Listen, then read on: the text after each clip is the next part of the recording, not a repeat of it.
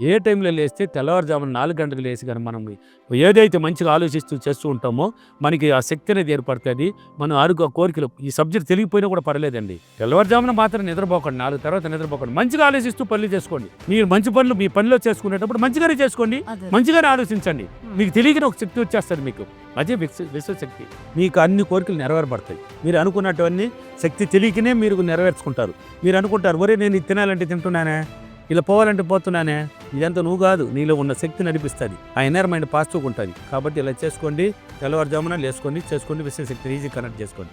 ఈరోజు అప్రిమేషన్, నేను ప్రతిరోజు ఉదయం 4 తర్వాత లేచి మంచిగా ఆలోచించి మంచిగా ప్రవర్తించి నా మైండ్ని మంచిగా పాజిటివ్గా చేసుకొని నేను ఒక శక్తిని ఏర్పరచుకొని నేను అనుకున్నది అంతా నెరవేర్చుకున్నందుకు డబ్బులకి విశ్వానికి చాలా చాలా కృతజ్ఞతలు. థ్యాంక్ యూ మని.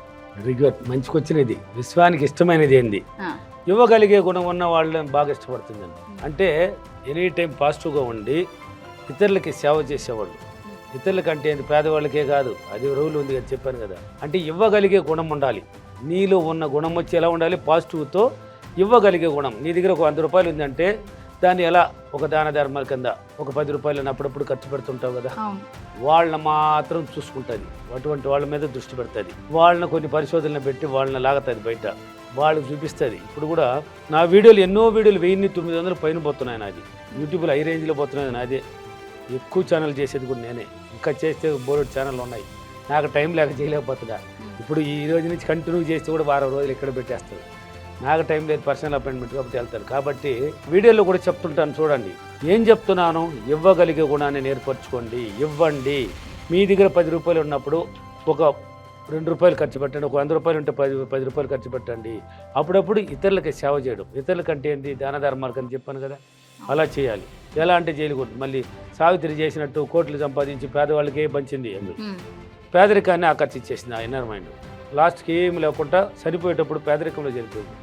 సావెత్తడానికి కూడా డబ్బులు లేదు ఆమె దగ్గర. ఇతరులు ఎత్తారు చనిపోయే వాళ్ళు. ఆ జీవితం మనకొద్దు. విశ్వశక్తి ఏం చెప్తుంది, నువ్వు బాగుండాలి. ఫస్ట్ నువ్వు బాగుంటే నీకెంత 10 మందికి హెల్ప్ చేయగలుగుతావు అని అటువంటి వాళ్ళని తీసుకుంటుంది.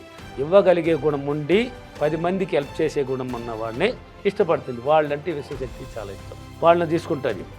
అంటే ఎప్పుడు కానీ గుర్తుపెట్టుకోండి, నువ్వే సంపాదించి నువ్వే తినేస్తే దాంట్లో ఏమన్నా మజా కిక్కుందా?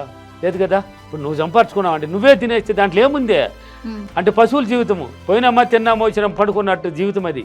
అలా కాదు.